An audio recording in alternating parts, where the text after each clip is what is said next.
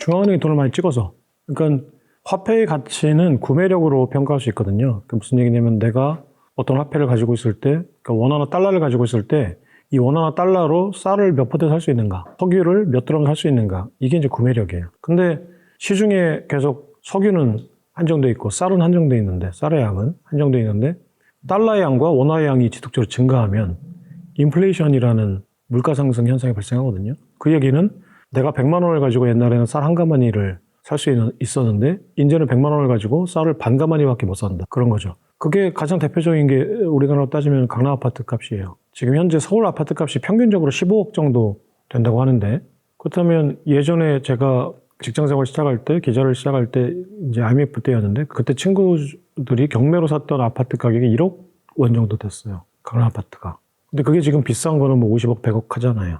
그러니까 내가 지금 1억을 들고 있으면 30년 전에는 강남 아파트 한 채를 샀는데 지금은 강남 아파트 한 평, 화장실 하나 정도 살 수 있다는 거잖아요. 쉽게 얘기해서 화폐 가치가 왜 떨어졌는가? 쉽게 얘기해서 강남 아파트 가격이 왜 이렇게 100배가 됐는가? 한국은행이 돈을 너무 많이 찍어서. 그러면 한국은행 현재 경제 통화 정책을 잘못해서 한국은행이 돈을 그렇게 많이 찍어낸 거냐? 그게 아니고요. 그분들은 사실은 우리나라 금융통화위원회의 위원분들이 할 수 있는 통화 정책을 자의적으로 할 수 있는 여지가 크지 않아요. 그 연준 그 이사들이 펼치는 통화 정책을 그대로 복붙해서 따라갈 수밖에 없어요. 미국이 금리를 낮추면 우리 낮춰야 되고, 미국이 금리를 높이면 우리도 높여야 됩니다. 그러니까 미국이 금리를 낮출 땐 더 낮춰야 되고, 왜냐면 우리 수출 국가이기 때문에. 그래서 사실상 한국은행이 잘못했다기보다는 우리나라는 사실상 통화 주권이 크지 않다. 통화의 독립성이, 통화 정책의 독립성이 크지 않다. 미국 연준의 달러 통화 정책을 따라갈 수밖에 없는데 그걸 따라가다 보니 우리는 미국이 발행한 달러 양보다 훨씬 더 원화를 많이 발행해야 되는, 수출하기 위해서 원화 가치를 끌어내리려면 원화 약세여야 수출이 되니까. 그러니까 미국 의존형 수출 국가로서 갖는 숙명적인 문제예요. 근데 우리가 하필 의존하고 있는 미국이라는 달러 경제 시스템이 법정화폐로서 지속적으로 화폐를 발행하는 국가다. 그러면 우리는 화폐를 더 많이 발행해야 된다. 그래서 강남 아파트 가격이 어마어마하게 오른다. 그래서 원화 가격이 지금 100분의 1이 됐다. 30년 동안에. 그러니까 많이 생산되면 그 가치는 줄어들죠. 예를 들어서 한정판이니까 가격이 올라가는 거잖아요. 모든 상품이. 근데 그게 아니라 그냥 어느 가게나 가도 막 재고가 수북히 쌓여있다. 그 상품의 가치는 떨어질 수밖에 없죠. 화폐는 한정판이 아니라 그냥 복제품이다. 가장 큰 게 제가 지금 말씀드렸던 인플레이션이에요. 그 미국이 달러를 찍어낸다, 한국은행이 달러를 찍어낸다, 이게 정확하게 얘기하면 어떤 의미냐면은 은행이 대출을 해준다라는 의미예요. 그러니까 우리가 그 은행을 통해 돈을 움직인다는 얘기는 우리는 은행에 예금을 해놓는다는 얘기잖아요. 일단은 예치를 해놓는다. 예금 이자를 받기 위해서 하는 분들도 계실 거고, 내가 어쨌거나 그 은행 시스템이라는 플랫폼 안에 내 돈을 올려놔야 그게 유통이 되니까. 어쨌거나 우리는 지금 4대 시중은행의 KYC, AML이라는, 그러니까 실명 인증과 그다음에 그 자금 세탁 방지라는 여러 가지 그 인증을 통해서 제도권 안에 발을 들여놓은 거죠. 그거를 통과하지 못해가지고 은행 서비스를 이용하지 못하는 분도 의외로 많아요. 그래서 이게 하나의 어떤 제도권을 형성하고 있는 거죠. 그래서 이 안에 들어와야 우리가 금융생활을 하니까. 근데 이 안에 일단 돈을 우리가 예치를 해놓잖아요. 그럼 은행은 부분 지급 준비금이라고 해서 5%만 자기 금고에 넣어놓고 90% 이상을 대출을 해줘요. 그러면 이 대출이 화폐가 돼요. 그러니까 우리는 우리가 은행 가서 대출을 받을 때 은행은 누군가의 예금을 가지고 우리한테 대출을 해주는 경우가 있겠죠. 첫 번째는. 하지만 그게 아니라 그냥 대출 계좌를 만들어줘요. 예금이 없어도. 네. 이거를 아마 이해하기 힘드실 거예요. 누군가 예금한 돈으로 우리한테 대출을 해주는 게 아니라 대출 계좌를 만들어주는 그 자체로 화폐가 만들어져요. 그 5%의 지급준비금만 있으면은. 일단 그냥 쉽게 말씀드리면 우리들이 예치해 놓은 그 자금의 대부분이 대출되면서 화폐가 만들어진다. 그리고 대출해간 사람은 또 대출 계좌를 만들잖아요. 그러면 그 안에 또 대출금을 넣어놓죠. 그럼 이건 또 예금이 되죠. 그럼 그걸 또 대출해줘요. 그러니까 이 대출이 대략 그 10%의 부분 지급준비금 제도 하에서는 대략 원금의 10배만큼의 화폐가 만들어지거든요. 그러니까 우리가 쓰고 있는 어떤 이 종이 화폐, 실제로 있는 이 화폐는 한국은행이 찍어낸 거니까 한국은행이 돈을 찍어낸다는 거는 우리가 쓰는 화폐의 대략 10% 정도만 찍어내는 거예요. 나머지 90%는 은행이 대출을 통해서 화폐가 만들어지는 거예요. 이 계좌상에. 우리가 항상 이렇게 종이돈을 지갑에 넣고 다니는 게 아니잖아요. 우리는 계좌에서 그냥 이체만 하는 거지. 그러니까 전체 거래되는 화폐의 10%만 지금 은행이 실제로 가지고 있는 거고 나머지 90%는 그냥 숫자예요. 이렇게 되니까 화폐가 엄청 많은 것처럼 느껴지죠. 우리 시중에 지금 화폐가 막 엄청 막 둥둥 떠다니는 것처럼 느껴지죠.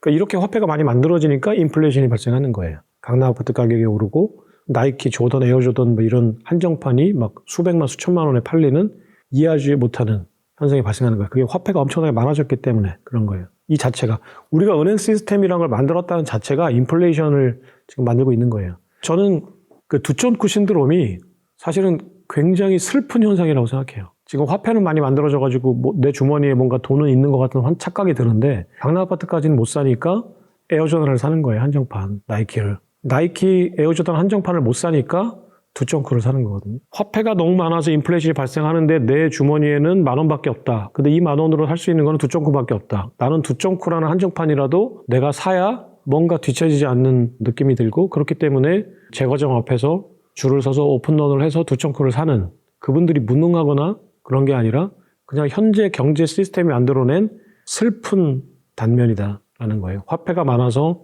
계속 물가가 올라가는데 내가 정작 필요한 거는 살 수 없는 상태가 될 정도로 지금 많이 올랐다. 아파트, 자동차, 생활 필수품조차도 우리가 사기 힘든 상황이 됐다. 달걀 하나도 사실은 사기 힘든 상황이 됐다.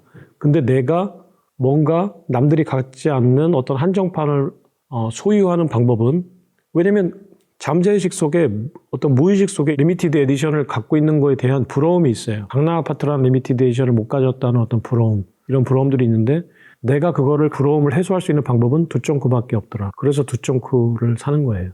경제적으로 해석하면. 그래서 저는 강남 아파트가 있어서 두점크를 안 산 게 아니라 그런 슬픈 행렬에 동참하고 싶지 않아서 두점크를 외면했죠. 우리의 경제를 사과 하나 배 하나가 있는 게 우리의 경제라고 한번 생각해 보세요. 이 상자 하나 속이 우리 전 세계 글로벌 경제예요. 근데 내가 상자를 딱 열어보니까 그 상자 안에 사과 하나 배 하나가 있어요. 이게 전 세계 글로벌 경제예요. 근데 그럼 이걸 사려면 화폐가 있어야 되잖아요. 그래서 일단 한국은행이 2,000원의 화폐를 찍어서 그 상자 안에 넣어요. 그럼 사람들은 이 2,000원의 화폐로 사과나 배를 사야 되잖아요. 그러면 사과나 배를 처음에 소비하기 전에는 어떤 게 더 맛있는지 몰라요. 자, 그러면은 2,000원의 화폐는 각각 어떻게 쓰이느냐면 사과 1,000원, 배 1,000원이 돼요. 그럼 사과를 가진 사람과 배를 가진 사람은 둘 다 1,000원이니까 사과 하나로 배 하나를 바꿀 수가 있잖아요. 그렇죠? 사과 하나의 구매력은 배 하나예요. 배 하나의 구매력은 사과 하나죠. 자, 이 상자에 한국은행이 8,000원을 찍어서 넣었어요. 근데 사람들이 사과랑 배를 먹어보니까 사과가 훨씬 더 향긋하고 달콤해요. 그러면 이 8,000원이 이제 어디에 어떻게 쓰일까요? 똑같이 4,000원, 4,000원이 아니겠죠, 이제는. 사과가 더 맛있다는 걸 사람들이 알았으니까. 사과에 6,000원이 쓰이고 배에 2,000원이 쓰여요. 그러면 아까 1,000원까지 합하면은 사과에는 7,000원, 그리고 배에는 3,000원이 쓰인 거죠. 1,000원, 2,000원이니까. 자, 그러면 이제는 배 하나를 가진 사람이 아까는 사과 하나로 바꿨는데 이제는 배 하나를 가진 사람이 사과 하나를 못 가져요. 어떻게 되죠? 배를 2개를 가져가도 사과 하나를 못 갖죠. 사과를 가진 사람은 배를 2개 이상 바꿀 수 있잖아요. 이게 지금 현재 글로벌 경제예요. 아무것도 바뀐 게 없잖아요. 사과 하나, 배 하나라는 이 글로벌 경제는, 실물 경제는 아무것도 바뀐 게 없어요. 단지 뭐가 바뀌었냐면 한국은행이 돈을 찍어서 넣은 거밖에 없죠. 근데 완전히 경제는 다른 모양이 됐잖아요. 아까는 사과 하나, 배 하나가 맞교환이 가능했는데 이제는 배를 2개 이상 가져가야 사과 하나를 바꿀 수 있을지 말지 이런 경제가 돼버렸죠. 이게 지금 우리나라 아파트 시장이에요. 예전에 돈을 한국은행이 많이 찍어내기 전에는 강남 아파트도 1억 원, 대전에 있는 30여 아파트도 1억 원, 제주도에 있는 30여 아파트도 1억 원이었어요. 근데 누군가 이 상자에 갑자기 돈을 찍어서 뿌려요. 근데 사람들이 살아보니까 강남 아파트가 학군도 좋고 문화혜택 누리기도 좋고 한강이라는 조망권도 좋고 좋은 거 알았어요. 그럼 이 화폐가 이제 어디로 가요? 강남 아파트로 가죠. 근데 아무것도 바뀐 게 없어요. 강남 아파트도 콘크리트 쓰고 제주도 아파트 똑같아요. 아무것도 바뀐 게 없어요. 그냥 단지 그냥 통화량만 늘었어요. 그러면 경제가 이렇게 바뀌죠. 통화량이 늘어남으로 인해서. 이게 이제 인플레이션인데 인플레이션은 평균적으로 물가가 상승하지 않아요. 희소한 자원 또는 선호도가 높은 자원 그리고 화폐를 찍었는데 그 찍은 화폐를 먼저 빌릴 수 있는 사람들이 선호하는 자원에 쏠려요. 이건 이제 깡티형 효과라고 하는데 이 화폐로 인한, 그러니까 밀턴 프리드먼은 화폐 인플레이션을 100% 통화 현상이라고 했거든요. 화폐 현상. 그러니까 화폐가 늘어났기 때문에 인플레이션이 발생한다. 근데 인플레이션은 평균적으로 물가가 오르는 것이 아니라 특정 자산이 특히 많이 올라간다. 자, 그러면 화폐를 찍어내서 아까 이제 배를 가진 사람, 화폐를 8,000원 찍어내서 내 배가 3,000원이 됐어요. 그죠? 그러면 내 배가 1,000원이었는데 이제 3,000원이잖아요. 사람들은 여기서 배를 가진 사람들이 착각해요. 내 배값이 3,000원이 됐으니까 내가 돈을 벌었다고 생각하죠. 번 건가요? 나는 예전에 사과 하나를 내가 배 하나로 바꿀 수 있었는데 이제는 내가 배를 2개를 가져가야 사과 하나를 바꿔요. 그럼 이게 번 건가요? 화폐의 가치는 구매력이거든요. 그냥 명목상에 그냥 3,000원으로 찍혀있는 이게 내가 돈을 번 게 아니라 내가 이걸로 사과를 몇 개를 가질 수 있는가가 이 배의 구매력이에요. 근데 배의 구매력은 지금 떨어졌잖아요. 그러니까 화폐를 찍어낼 때 개인이 어떤 식으로 손해를 보냐면 대전 아파트, 제주도 아파트를 가진 사람들은 강남 아파트가 100억이 될 때 대전 아파트 1억짜리가 10억이 됐어요. 9억 벌었다고 생각해요. 제주도 아파트 1억짜리가 3억이 됐어요. 2억 벌었다고 생각해요. 근데 내가 가만히 보니까 제주도 아파트 3억으로 오른 사람들은 대전 아파트 살려면 자기 아파트 3채가 있어야 돼요. 대전에서 9억 벌었다고 생각하는 사람들은 자기가 강남 아파트 살려면 대전에 있는 아파트가 10채를 팔아야 돼요. 자, 그러면 이거는 돈을 번 건가? 라는 건데, 그러니까 이 사과 하나 배 하나 있는 이 경제에 돈을 찍어서 뿌리니까 발생하는 화폐의 쏠림 현상으로 인해서 대전 아파트를 갖고 있는 사람들은 9억을 번 게 아니라 사실은 내가 예전에는 강남 아파트 한 채를 살 수 있었는데 이제는 내 아파트 10채를 팔아야 강남 아파트 한 채를 살 수 있다. 그러니까 나는 지금 내 아파트 9채를 잃은 거예요. 그러니까 구매력으로 따지면은 내가 아파트 9채를 잃은 거다. 아파트 9억 원을 번 게 아니라. 그래서 배를 가진 사람이 내가 배를 3개를 가져가야 이제 사과 하나를 살 수 있다. 그러면 내가 예전에는 배 하나로 사과 하나를 얻었는데 지금은 내가 배 하나를 가져가면 사과 3분의 1 조각만 주더라. 그 사과 3분의 2 조각은 나는 잃은 거다라는 거죠. 그래서 지금 현재 명목상으로 그냥 가격이 올라갔다고 해서 내가 돈을 벌었다고 착각하시는 분들은 앞으로 지속적으로 구매력을 잃는 사람들이고, 그렇게 지속적으로 구매력을 잃는 사람들 90명이 모여서 10명이 구매력을 늘리는 사람들에게 내가 계속 구매력을 주고 있다. 그래서 나는 지금 구매력을 잃는 90%에 들어가 있느냐, 아니면 구매력을 지금 증가시키는 10%에 들어가 있느냐가, 왜냐면 이 현상은 가속화되거든요. 늘어나는 속도와 줄어드는 속도가 계속 가속화돼서 내가 지금 이 90%의 버스를 타고 있는 사람들은 지속적으로 지금 낭떠러지 쪽으로 가고 있는 거고, 내가 이 10%의 택시 타고 있는 사람들은 지금 지속적으로 계속 위로 올라가고 있는 거거든요. 내가 지금 빨리 판단하셔야 돼요. 내가 90%에 속해 있느냐, 10%에 속해 있느냐. 내가 지금 버스에 타고 있다, 그럼 빨리 내리셔야 돼요. 여기서 빨리 탈출하지 않으면 내가 택시를 탈 수 있을지 없을지는 모르지만 계속 낭떠러지로 떨어지는 거거든요. 그래서 빨리 판단하셔라. 내가 지금 분당에 아파트 갖고 있는 분들이 지금 조금 재건축 때문에 돈이 지금 가격이 막 올라가고 있는데, 나는 지금 그래서 내가 지금 택시에 탄 것처럼 착각하고 있을 텐데 내가 지금 타고 있는 게 택시냐 버스냐, 빨리 판단하시고 내가 내려서 갈아탈 수 있는가 또는 내려야 되는가, 이걸 빨리 판단하셔야 돼요.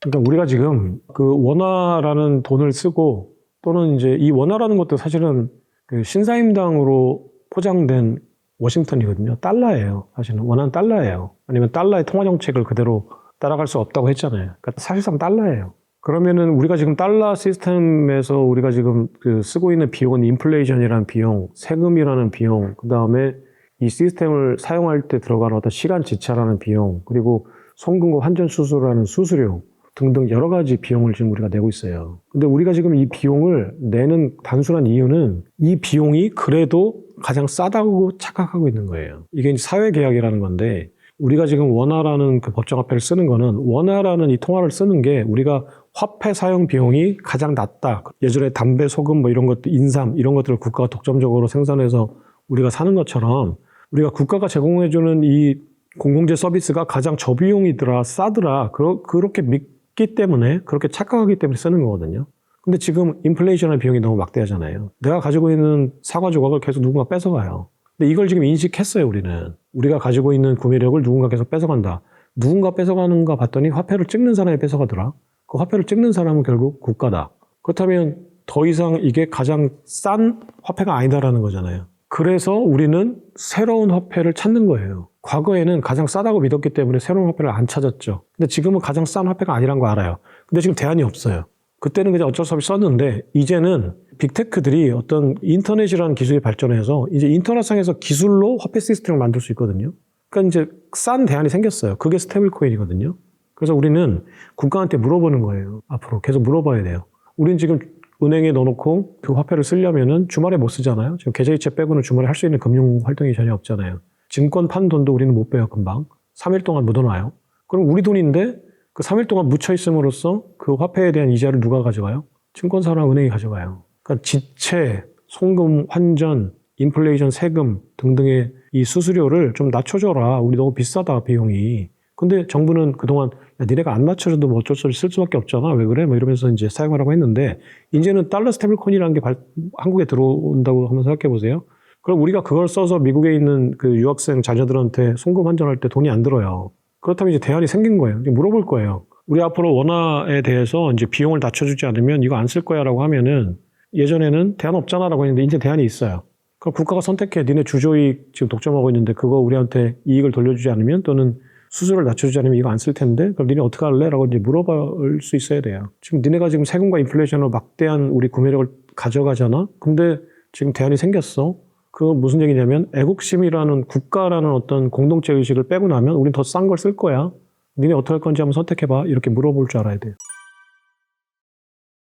엄밀히 얘기하면 그 빅테크하고 뭐 금융자본이 손을 잡고 있는 게 아니라 빅테크하고 지금 트럼프 정부가 손을 잡고 있는 거고 원래 예전에 민주당 정부 같은 경우에는 정부와 월가 금융자본이 손을 잡았죠. 근데 지금 월가의 금융자본이 더 이상 트럼프 행정부의 국채를 사주지 않아요. 그러면 이제 트럼프 행정부는 국채를 월가에 파는 게 아니라 누군가 국채를 사줘야 되거든요. 그게 예전에는 이제 그 IMF 이후에는 중국, 한국, 일본이었어요. 정부들.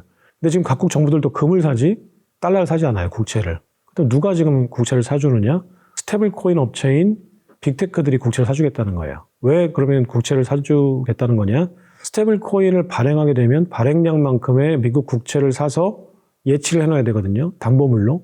그렇다면 스테이블 코인을 발행하는 만큼 국채를 사야 돼요. 그러니까 지금 미국 행정부는 국채를 팔아야 되는데 그 국채를 스테이블 코인이 사주겠다고 하니까 그렇다면 스테이블 코인 업체들을 제도권 안에 끌어들여서 이제 금융 시스템 안으로 이제 편입시키겠다. 그렇다면 그동안 월가가 독점했던 예대 마진, 그 예대 마진이라는 거는 예금과 대출의 어떤 마진인데 이 예대 마진을 취하면서 이제 금융 시스템을 유지시켜 줌으로써 생기는 어떤 환전, 송금 수수료 이 중에 예대 마진까지 이제 스테이블 코인이 가져갈 거냐 아니면은 송금 환전 수수료만 스테이블 코인이 가져갈 거냐인데 지금 현재 클래리티 액트를 가지고 싸우는 게 예대 마진은 못 주겠다. 월가 은행들은.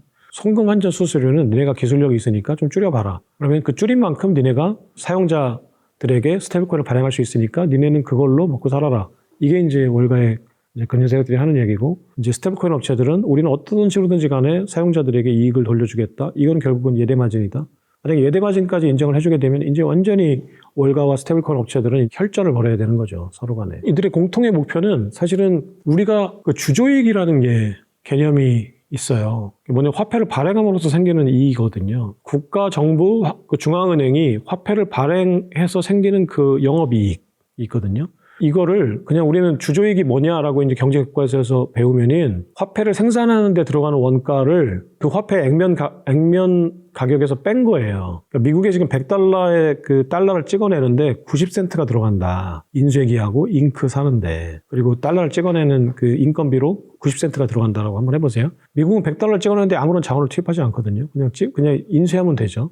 그 100달러와 그 화폐를 찍어내는 데 들어간 원가인 90센트를 뺀 90달러 10센트가 미국의 주조이익이에요. 미국은 100달러를 찍어낼 때마다 90달러의 주조이익을 보는 거죠. 이게 교과서적인 주조이익이에요. 근데 이거를 현실 경제에서 달러 시스템에서 주조이익이 뭐냐라고 이제 세분화하면은 미국의 재무부, 그리고 연준이라고 하는 중앙은행, 그리고 월가라고 하는 상업은행들이 이 주조이익을 나눠 가져요. 그럼 일단 미국의 재무부가 얻는 주조이익은 뭐냐면은 국채를 저금리로 발행할 수 있는 특권이에요. 미국은 인플레이션율을 따지면 거의 0%의 금리로 국채를 찍어서 팔 수 있어요. 이게 미국 재무부의 주조이익. 연준의 주조이익은 이 국채를 4% 이자를 주고 사요. 이 4% 이자를 매년 받는 이자 수익. 이게 주조이익이에요, 연준의. 그러면 월가의 주조이익은 뭐냐? 연준이 발행한 본원화폐를 아주 값싼 이자로 사들여서 이걸 비싼 이자로 대출해주는 신용창출에 의한 예대마진이 월가의 주조이익이거든요. 화폐 발행에 대한 발행권 독점에 의해서 발생하는 이 주조이익을 이 삼각동맹이라고 하는 재무부, 연준, 월가가 나눠 가져요. 근데 여기에 지금 빅테크가 스테이블 코인 시장을 통해서 들어온 거예요. 그러면 이 빅테크는 어떤 주저이익을 가져가는 거냐? 환전 송금 수수료, 화폐를 사용하는 환전하고 송금하는 데 들어가는 환전 송금 수수료의 일부를 이제 빅테크들이 가져가면서 주저이익을 나눠 갖는 거예요. 그러니까 이들의 공통적인 목표는 달러 발행이라는 이 독점권을 유지하면서 주저이익을 서로가 이익에 맞게 나눠 갖는 거. 이게 이들의 공통된 목표예요. CBDC는 뭐 말 그대로 중앙은행이 발행한 디지털 화폐예요. 그러니까 그 연준이 만약에 이걸 발행하지 않겠다고 지금 트럼프 행정부가 행정명령하고 법으로 명시를 했는데 중앙은행이 발행하는 중앙은행 화폐, 디지털 화폐. 그러니까 그 원화를 디지털화한 거, 달러를 디지털화한 거. 이게 그냥 그 CBDC예요. 그냥 달러나 원화나 다를 게 없어요. 근데 지금 스테이블 코인이라는 거는 민간 빅테크 같은 스테이블 코인 발행사들이 자체 발행한 코인을 말하죠. 완전히 다르죠. 민간 화폐가 스테이블 코인이고 정부가 발행하는 그냥 법정 화폐의 디지털 판이 CBDC인 거죠. 그러니까 지니어스 액트, 그러니까 작년 2025년 7월 30일 날 이제 발효된 지니어스 액트에 따르면 스테이블 코인 발행사들, 예를 들어서 서클 같은 USDC를 발행하는 서클 같은 업체들이 만약에 $100의 스테이블 코인을 서클을 발행했어요. USDC를.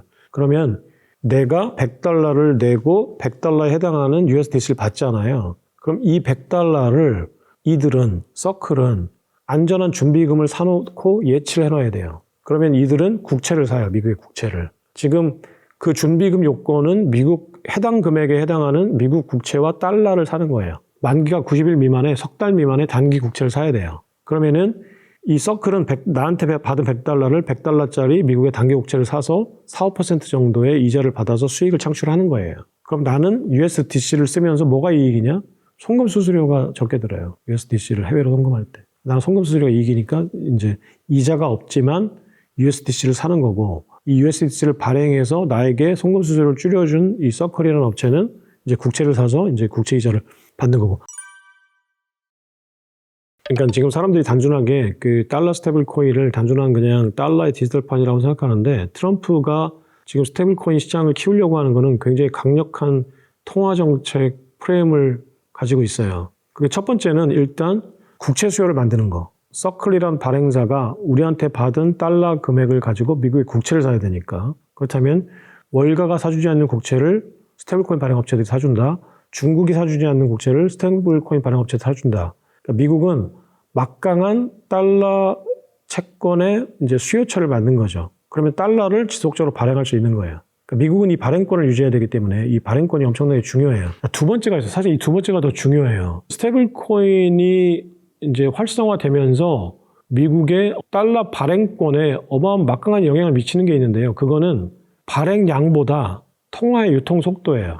그러니까 미국이 돈을 찍어내는 방법, 시중에 돈을 푸는 방법은 두 가지가 있어요. 우리가 흔히 M2 통화량이라고 하는 광의 통화량을 늘리는 거예요. 이거는 흔히 우리가 얘기하는 그냥 달러를 찍어내는 거예요. 연준이 달러를 찍어내고 월가가 신용을 창출하고 그러니까 대출을 많이 해주고 그래서 화폐량을 늘리는 방법이 있어요. 근데 화폐량을 늘리는 두 번째 방법은 거래를 많이 하는 거예요. 이 화폐를 가지고 많이 결제를 하는 거예요. 쉽게 얘기하면. 근데 이건 통화량을 M이라고 하고 이 결제 속도를 V라고 해요. 근데 이 둘 다 시중에 통화량을 늘린 효과를 내거든요. 이걸 곱하면 MV잖아요. M 곱하기 V인데 이 MV는 PY라고 해서 이 PY가 물가 곱하기 Y는 실물 GDP를 말해요. 상품 생산량.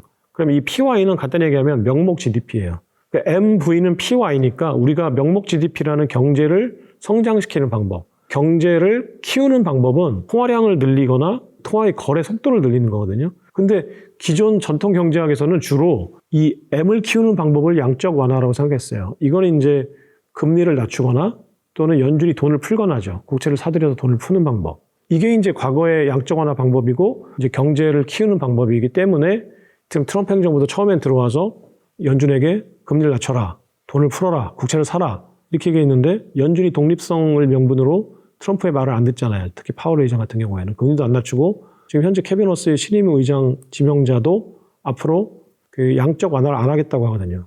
무슨 얘기냐면 국채를 안 사고 MBS라고 하는 부동산 채권을 안 사겠다는 거예요. 그럼 트럼프 행정부는 이 M을 늘릴 수 있는 방법이 마땅치가 않아요. 그래서 트럼프 행정부가 생각해낸 방법은 이 V를 늘리는 거예요. 통화 유통 속도, 거래 속도. 늘리는 거거든요. 근데 과거에는 이 M은 그냥 그 연준이 돈을 찍어서 만들 수 있었는데 이 V는 시중에서 우리가 소비하는 사람들이 거래를 하는 게 미국이 정부가 컨트롤할 수 없잖아요. 나한테 와가지고 너 어제 화폐 얼만큼 몇 번 거래했어? 그러니까 제가 어제 버스 타는데 뭐 2,500원 쓰고 지하철 타는데 3,000원 쓰고 밥 사 먹는데 10,000원 쓰고 화폐로 거래하는 걸 보니까 한 3번 정도 거래했네요. 그러니까 그거 30번으로 키워. 와가지고 이렇게 강제할 수 없잖아요. 그러니까 화폐 유통 속도라는 건 사실 거의 상수였거든요. 경제학에서. 그러니까 화폐의 유통 속도를 키우는 방법으로 경제를 성장시키는 거는 거의 불가능하다고 생각했던 거예요. 근데 이 V를 키우는 방법이 트럼프가 생각해낸 거예요. 그게 뭐냐면 스테이블 코인 발행이에요. 이게 무슨 얘기냐면 우리가 은행 시스템을 이용하는 거는 은행이 9시에 문을 열고 4시에 문 닫잖아요. 그러니까 9시부터 4시까지만 우리가 사실은 화폐를 거래할 수 있는 거예요. 이제 신용카드를 매일 긁기는 하지만 실제로 밑단에서 이제 벌어지고 있는 일은 우리가 9 to 5예요. 9 to 5 동안만 우리가 무슨 거래를 할 수 있어요. 또 증권사도 문 닫으니까 증권사가 문 닫은 다음에 우리가 주식 거래도 못 하잖아요, 사실. 그러니까 주식을 24시간 사고 팔 수 없잖아요. 근데 스테이블 코인이랑 RWA라는 어떤 이 블록체인 시스템이 아니라 활성화된다고 생각해 보세요. 우리 스테이블 코인으로 24시간 365일 7일 거래를 해요. 그럼 일단 9시부터 4시까지만 거래하던 거를 24시간 거래하게 된다면 이 통화 유통 속도가 3배가 늘어나요. 그럼 V가 3배가 늘어나게 되죠. 그럼 PY라고 하는 이 경제가 3배가 커져요. 근데 이게 M을 늘리는 것보다 M을 3배 늘리는 것보다 V를 3배 늘리는 게 훨씬 쉬워요. 화폐량을 어떻게 3배를 늘려요? 지금 10조 달러를 3조 달러로 찍어내면 인플레이션 문제가 어마어마해지죠. 그러니까 화폐를 찍어내는 것보다는 이 통화 유통 속도를 늘리는 게 훨씬 더 좋은 방법이에요. 근데 과거에는 그런 방법이 없었는데 트럼프는 스테이블 코인으로 그렇게 할 수 있는 방법을 찾았다. 그래서 스테이블 코인을 활성화시키겠다. 그리고 전 세계가 디지털 달러를 씀으로써 24시간 사용함으로써 화폐 유통 속도가 커지니까. 그러면은 예전에는 단순하게 달러 통화량만 늘렸는데 이제는 디지털 달러를 씀으로써 통화량도 늘어나고 유통 속도도 늘어나요. 그러니까 지금 통합 팽창이 어마어마해진다는 얘기거든요. 이 얘기는 이제 앞으로 인플레이션 문제가 어마어마해진다는 얘기고 미국 내에 있는 인플레이션 문제를 전 세계로 이제 수출하는 거거든요. 그러니까 미국이 달러 이익이 어마어마하게 커지는데 그러면 반대로 얘기하면 우리가 달러를 쓰는 비용이 어마어마하게 커지는데 미국은 이익이 커지고 우리는 비용이 커질 거란 얘기예요. 우리가 수익을 챙긴다기보다 비용을 줄이는 거예요, 우리는. 우리는 예를 들어서 지금 100달러를 쓰고 10만 원을 쓰면은 그 중에 5%, 10%를 세금, 인플레이션, 수수료, 지체 비용 등으로 내는 거거든요. 그거를 계속 지속적으로 지금 그 한국은행과 그 시중은행들이 가져가는 거예요. 저희가 사용하는 화폐 비용을. 그러니까 우리는 지금 화폐를 공짜로 사용하는 게 아니에요. 우리가 열심히 일해서 저기 통장에 300만 원 우리가 월급을 받았어요. 그럼 우리가 그 화폐를 사용할 때 비용이 눈에 안 보이죠. 근데 우리 10만 원 사용할 때마다 인플레이션으로 뜯기고 세금으로 뜯기고 수수료로 뜯기고 시간 많이 들어서 지체 비용으로 뜯기는 거 스트레스 받고 뜯기고. 근데 우리는 여기서 우리가 돈을 구매력을 지키는 방법은 어떤 이익을 받는 게 아니라 이 50%에 해당되는 이 화폐 사용 비용을 줄이는 거거든요. 지금 우리가 중간 단계가 없이 비용을 줄이는 방법 가능하죠. 비트코인 쓰고 스테이블 코인 쓰면 비용이 줄어요. 당연히. 지금 실제로 비용이 줄어요. 비트코인 쓰고 스테이블 코인 쓰면은. 근데 몰라서 안 쓸 뿐이죠. 그리고 아직까지는 시스템이 이제 UX, UI가 직관적으로 그다지 편하지 않다. 지금 비트코인 한번 송금하는데 10분이 들어가고 스테이블 코인 한번 사려고 보니까 아는 사람들은 쉽지만 지금 어른들이나 아직까지 구매력을 많이 갖고 있는 부자들, 나이 드신 분들, 이분들은 내가 계좌 개설하고 또 무슨 AML, 뭐 KYC 무슨 신분 인증하고 돈 세탁 방지한다고 뭐 이렇게 사인하고 또 그 앱 깔고 핸드폰에서 이거 보이지도 않는 거 가지고 막 돈 송금하고 좀 낯설잖아요. 근데 이제 이게 지금 현재 쓰고 있는 20대들이 구매력을 갖춘 40대가 되면은 완전히 화폐 경제가 달라질 거다라고 하는 거죠. 데이터. 그러니까 우리는 빅데이터 결제망을 쓰면서 이제 치르고 있는 비용은 우리가 지금 달러 결제망을 쓸 때 치르고 있는 비용은 제가 아까 말씀드렸던 인플레이션이라는 비용을 치르고 있어요. 근데 빅데이터 결제망을 쓸 때 우리가 이제 어떤 송금 환전 수수료 비용을 일정 부분 낮춰주는 대가로 빅테크들이 가져가는 건 우리의 화폐 사용과 관련된 모든 데이터예요. 근데 지금은 이제 우리가 사실은 은행에 주는 데이터 별로 없잖아요. 우리가 은행망 쓸 때 처음에 우리 신분에 대한 데이터 정도죠. 그리고 카드를 쓸 때 이제 카드를 어디서 썼는가, 어디에서 얼마 썼는가, 그 사람의 동선 정도 체크하는 데이터 정도. 근데 앞으로 AI가 스테이블 코인을 발행해서 스테이블 코인을 우리가 AI를 통해서 결제하고 하는 그 시스템이 되면은 우리의 일거수일투족이 이제 데이터가 포착이 되는 거예요. 이 사람은 오늘 아침 8시에 일어나서 아침을 뭘로 먹고 음악을 뭘 듣고 어떤 주유소에서 기름을 뭘로 결제했는데 얼마나 결제했고 친환경 무슨 에너지를 얼마큼 썼고 이런 모든 데이터들이 다 포착이 되는데 이 데이터가 우리는 그냥 우리가 가지고 있는 어떤 화폐로서의 어떤 가치를 우리가 지금 산정하지 못하기 때문에 비용이라고 생각 안 하지만 이 데이터를 많이 공짜로 제공해 주면서 생기는 받아야 될 이익을 못 받는 거니까 반대로 얘기하면 비용이 발생하는 거거든요. 이 비용이 지금 빅데이터들이 가장 노리고 있는 이익이에요. 근데 우리는 그걸 지금 공짜로 주고 있는데. 그래서 앞으로는 이 데이터에 대한 수익을 나눠달라고 청구해 줘야 돼요. 왜냐면 이 데이터가 쌓여서 그들은 막대한 비즈니스 모델과 수익을 창출하고 있는 거거든요. 근데 우리가 예전에 화폐를 사용하면서 발생하는 인플레이션과 세금이라는 이익을 우리가 간과했기 때문에 지금 우리가 계속 뜯겼던 건데 우리가 데이터를 우리가 주고 있다라는 게 우리에게는 비용이고 그들에게는 이익이라는 걸 인지하지 않으면 데이터를 계속 뺏기거든요. 그러니까 이걸 인지하고 빨리 그 데이터에 대한 수익을 달라라고 하는 시스템을 만들어야 된다는 거예요. 화폐 사용자 비용을 지속적으로 인식해야 돼요. 그러니까 우리는 지금 화폐를 공짜로 사용하고 있다고 생각하는데 사실은 화폐를 사용하는 비용이 어마어마해요. 그중에 가장 큰 건 인플레이션이에요. 인플레이션이라는 화폐 사용 비용을 줄여주는 화폐, 그런 화폐는 당분간은 없을 텐데 그렇다면 어떤 화폐가 이제 우리가 지금 지불하고 있는 인플레이션과 여러 가지 비용들, 제가 말했던 인플레이션세, 법정 세금, 그리고 송금 환전 수수료, 그리고 시간 지체 비용 이런 것들을 항상 인지하고 이거를 줄여줄 수 있는 대안이 나타날 때 그걸 용기 있게 선택하고 옮기는 어떤 부지런함을 떠는 거, 조금의 노동을 들여서. 그렇지 않으면 우리는 우리가 누려야 될 주조이익, 그러니까 지금 현재 교과서상의 주조이익이나 현실 경제에서 주조이익은 화폐 발행자들의 주조이익만 따져요. 화폐 사용자들의 이익은 안 따지거든요. 그렇기 때문에 우리는 발행자들은 집중된 권력이고 사용자들은 흩어진 민중이거든요. 흩어진 소비자들. 흩어진 소비자들의 불만은 그냥 공중에 흩어지고 집중된 사용자 이익은 항상 집중되기 때문에 강력해요. 그래서 이들이 이익을 지키려고 하는 힘이 우리가 비용을 줄이려고 하는 힘보다 항상 세요. 그래서 항상 비용이 늘어나는 구조를 만들어 왔던 거예요, 화폐 경제는. 그래서 우리는 앞으로 우리 화폐 사용자 이익을 줄인다는 우리의 주조 이익을 인식하고 그거를 항상 달성하기 위해서 노력해야 돼요. 경쟁 화폐가 생겼을 때 그것이 더 큰 이익이 된다고 생각하면 가차없이 옮겨야 된다. 무슨 얘기냐면 갤럭시보다 아이폰이 좋으면 아이폰을 사야 되는 거예요. 우리 시장에서 그렇게 하잖아요. 그러니까 갤럭시가 더 좋아지는 거죠. 갤럭시가 더 좋아지면 갤럭시를 사요. 그럼 아이폰이 더 좋은 아이폰을 만들기 위해서 노력하죠. 근데 화폐는 그렇지가 않아요. 달러밖에 없고 원화밖에 없기 때문에 갤럭시가 아무리 후져도 갤럭시만 사는 거예요. 근데 아이폰이라는 게 있을 때 우리가 아이폰을 선택하는 용기와 부지런함이 있어야 갤럭시가 더 좋은 갤럭시를 만들어요. 그러니까 원화보다 더 좋은 화폐가 있을 때 우리가 그 화폐를 선택하고 사용하는 용기와 부지런함이 있을 때 원화가 우리에게 이익을 주는 거예요. 사용자 이익을. 사용자 이익이라는 거는 쉽게 얘기하면 비용을 절감하는 거예요. 그걸 인식하셔야 돼요. 우리의 권리는 사용자 비용을 줄여달라고 지속적으로 시장에서 대안을 선택하는 모양을 보여주는 거다. 제가 지금 오늘 이 자리에서 정리해드리고 싶었던 가장 중요한 이제 이슈인데요. 비트코인이나 크립토에 투자하시는 투자자들에게도 상당히 중요한 어떤 갈림길로서의 어떤 정보가 될 수 있는데 지금 미국은 비트코인을 사이버 안보 자산으로 설정해 놓고 사이버 안보 자산으로 법제화하는 활동을 강력하게 물밑에서 하고 있고 이것들이 수면으로 부상하는 시점이 4월 17일을 기점으로 한 하반기, 2분기부터 하반기 정도에 비트코인과 크립토 네트워크를 이제 미국의 트럼프 행정부가 사이버 안보 자산, 그러니까 사이버 핵무기, 사이버 만리장성으로 지금 만들려고 하는 작업을 굉장히 치밀하고 주도면밀하게 하고 있다. 이 얘기는 무슨 얘기냐면 우리가 비트코인이라는 사이버 안보 자산을 비축하지 못했을 때 발생하는 안보 위기를 인식하셔야 된다. 이게 무슨 얘기냐면 미국은 왜 비트코인을 사이버 안보 자산으로 채택하고 키우려고 하는가를 일단 인식하셔야 돼요. 블록체인이라는 인터넷망이 기존의 다른 인터넷망에 비해서 사이버 방어막으로서 기능할 수 있는 구조적인 메커니즘을 가지고 있다는 거예요. 그것은 무슨 얘기냐? 바로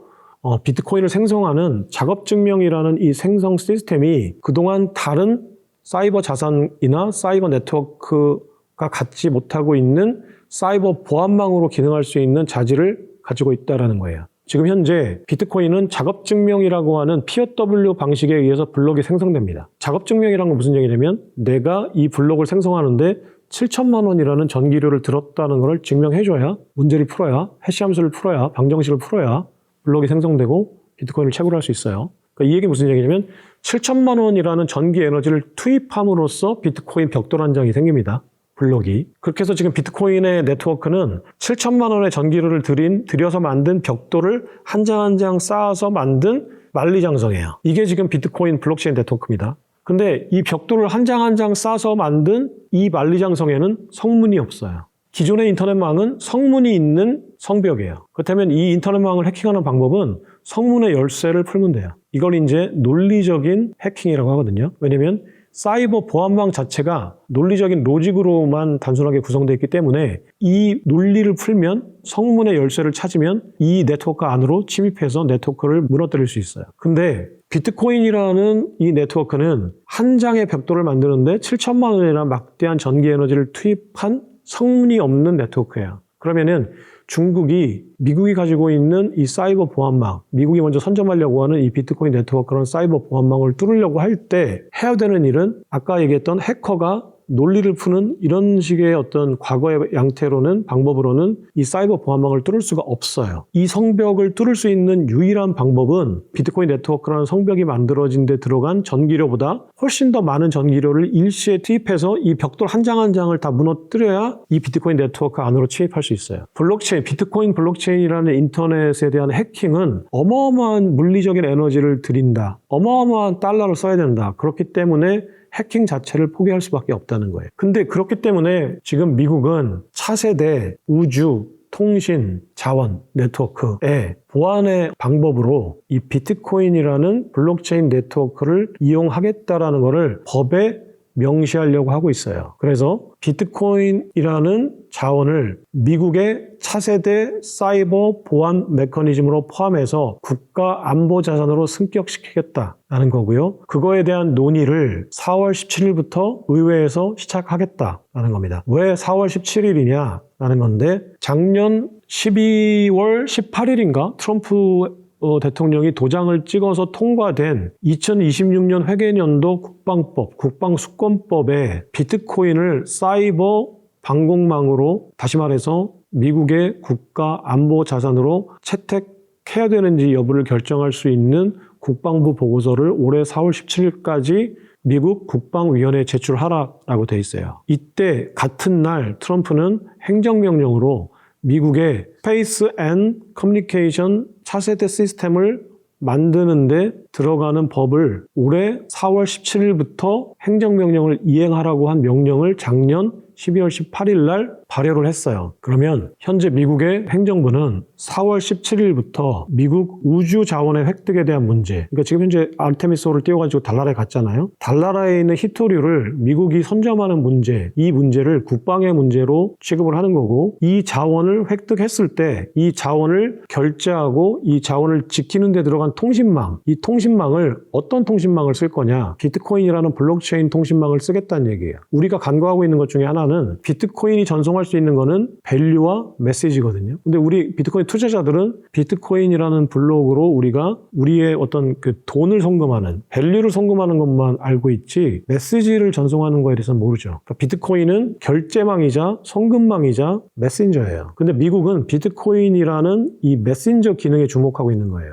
이거는 절대 중국이라는 적성국, 러시아라는 적성국이 해킹할 수 없는 보안망이라는 거죠. 그래서 앞으로 우주군을 창설해서 우주 자원을 선점하고 우주와 통신하고 또는 국방부의 어떤 민감한 통신을 하는데 비트코인 네트워크를 써야 되는데, 그렇다면 이 비트코인 네트워크를 선점해야 된다는 거예요. 왜냐하면 한정되어 있으니까. 누가 선점하느냐에 따라서 사실은 비트코인 네트워크는 2100만 개로 비트코인 블록이 한정되어 있고, 그리고 비트코인의 채굴 시스템이란 자원이 한정되어 있기 때문에 누가 먼저 선점해서 비트코인 BTC 보유량을 늘리고 비트코인 채굴 시스템에 얽혀있는 해시레이트라고 하는 컴퓨팅 파워를 누가 더 많이 선점하느냐의 문제거든요. 많이 선점하면 중국이 뚫을 수 없고, 우리가 많이 선점해 놨을 때 중국을 뚫을 수 있어요. 반대로 얘기하면 중국이 많이 선점했을 때 미국은 중국을 뚫을 수 없고 중국은 미국의 네트워크를 쉽게 뚫을 수 있거든요. 이런 관점에서 지금 미국은 비트코인을 바라보고 있고 국가의 안보 자산으로 세팅하는 방편을 추진하려고 하는 거예요. 근데 만약에 4월 17일부터 미국의 국회가 비트코인을 국가 안보 자산으로 논의해서 채택을 하게 되면 미국의 국방수권법이라는 법 안에 비트코인 액트, 그리고 지니어스 액트, 클래리티 액트가 포함이 돼요. 끼워져 들어가요.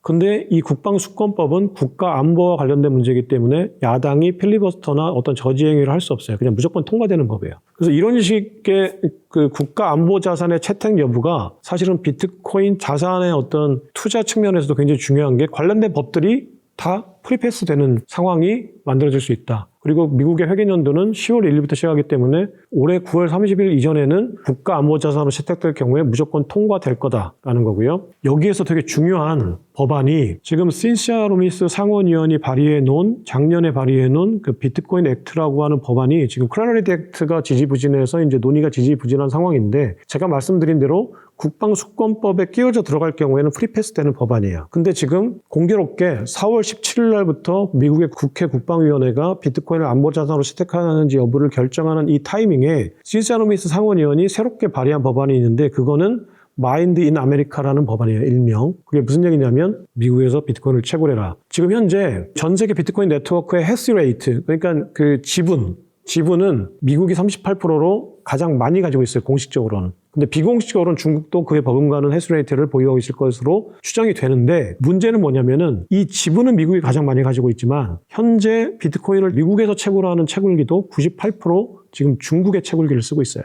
근데 미국이 행정부가 비트코인이라는 네트워크를 국가 안보 자산으로 채택을 하게 되면 현재 중국산 채굴기는 다 부셔야 돼요. 팔아버려야 돼요. 그리고 이거를 미국산 채굴기 또는 동맹국들의 채굴기로 바꿔야 되거든요. 그래야지 이 비트코인 네트워크를 운영하고 유지하는 미국의 국가 안보 자산을 지킬 수 있다는 거예요. 그래서 이거는 지금 비트코인 네트워크는 국가 안보 자산이라고 세팅을 하고 있는 이 와중에 결국은 하드웨어 네트워크까지도 미국은 이제 자국의 어떤 네트워크로 다 바꿔서 순수하게 미국 주도의 네트워크 유지 관리 체계로 만들어서 국가안보자산을 키우겠다는 거거든요. 근데 그러면 국방부가 국가안보자산으로 비트코인을 채택할 경우에 이 마인드 인 아메리카라고 하는 이 법안이 통과될 가능성은 상당히 높고 100%라고 봐도 무방한데, 이 마인드 인 아메리카라는 법안 안에 비트코인을 전략적으로 비축하고 금을 재평가해서 비축한다라는 비트코인 액트가 그대로 들어가 있어요. 공화당이 그러니까 지금 현재 비트코인 액트라고 하는 비축 전략을 어떤 방식으로 실현하려고 하는지를 가만히 보셔야 된다. 그 투자자 입장에서는 국가안보자산으로 채택되는지 여부가 투자자들에게도 어마어마하게 중요하고, 실제로 비트코인을 미국 정부가 비축한다 그 자체가